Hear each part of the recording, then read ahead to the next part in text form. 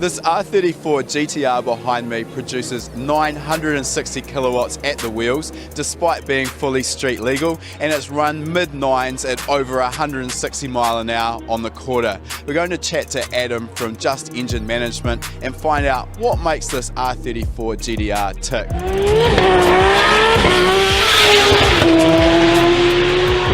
So Adam, 960 kilowatts, that's a huge amount of power from an RB engine. Yeah. Let's start with the engine. What have you done there?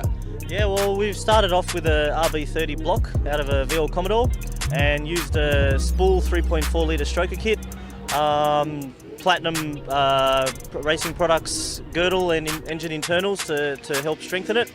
And head-wise, it's still wet sump as well, using a Nitto oil pump.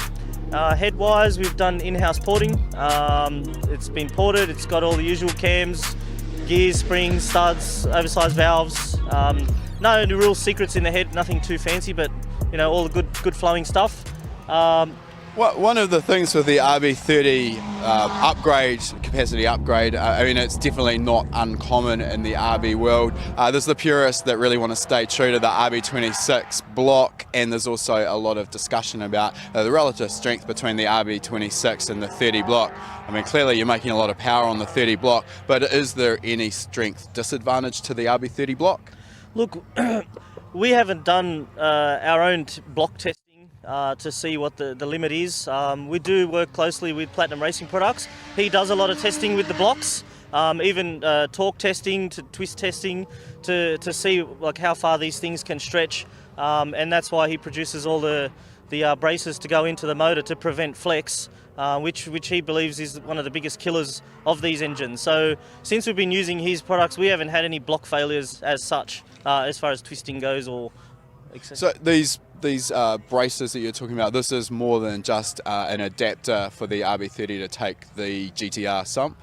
Yeah, it's integrated with the adapter, and also you can buy two types. There's like a girdle style, which is for all out. I'm not actually running the girdle style in this, and then you can buy the the brace style. So that's what I'm running in here. So you're talking here about, with the girdle, obviously that ties in all of the main bearing caps. Right. Yeah, correct. Yeah.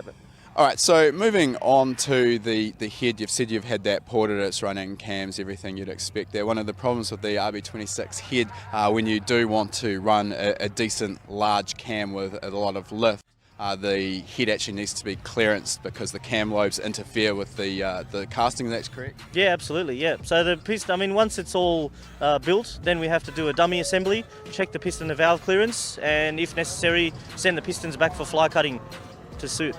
And what sort of head gasket are you using here to hold the boost in? Yeah, a lot of guys at this level are doing O-ringing and all sorts of things.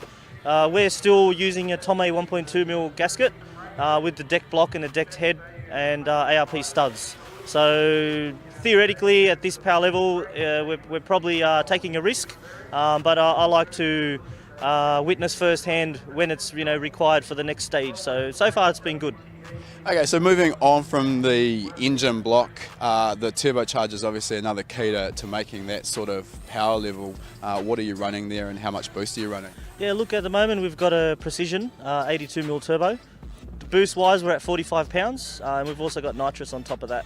So that's a fairly large turbo even for a 3.4 litre engine. What sort of boost response are you seeing with it, whereas it's sort of making full boost? Yeah, look, without the nitrous, in first gear taking off, we've got full, we're pretty much cracking gate by 6,000 RPM, which is good. So first gear we shifted at 92, so we've got a good whack in first gear to propel the car.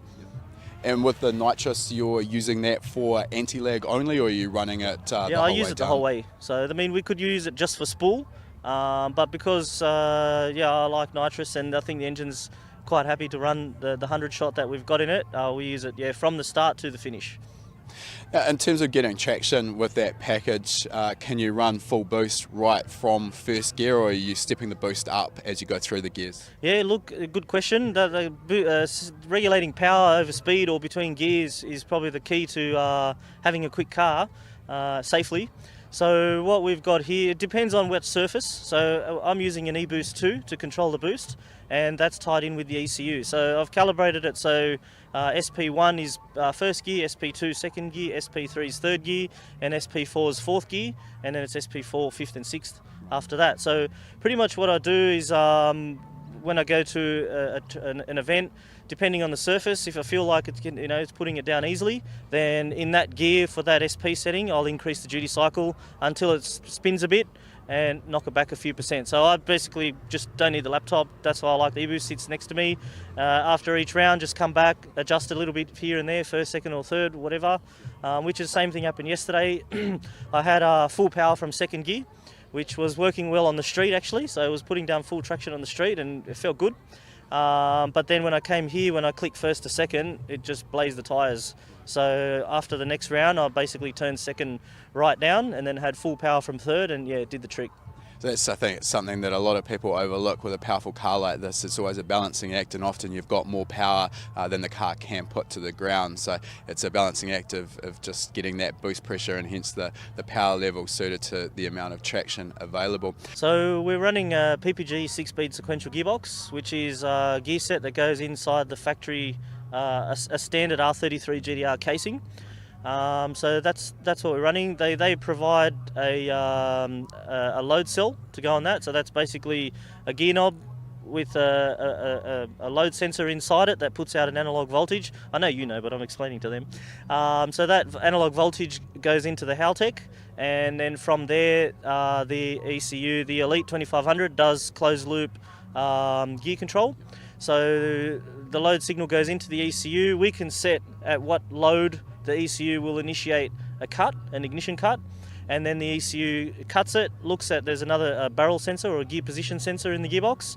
So the ECU looks at the gear position. Once it's at the correct position, then it will reinstate spark. And that's how I do my flat foot shifting or gear cut. So that means that once I take off and my foot's flat from first gear, I don't have to lift the clutch anymore, and I'm just pulling the stick every time I see the shift light. And that's obviously why you don't need that blow-off valve. The turbocharger with that flat foot shifting, the engine's essentially only off power very briefly for the shift, so it helps maintain boost with a large turbocharger. And just to reiterate as well, that closed loop control, it means that the ECU is looking at the gear position, and those gear cuts are only as long as they physically need to be for that next gear to be enabled. So this also ensures reliability of the gearbox. Okay, so moving on to that ECU, you've mentioned the Elite 2500, that's controlling all of the functions. I see you've also got flex fuel capability on the car. You're running that as well?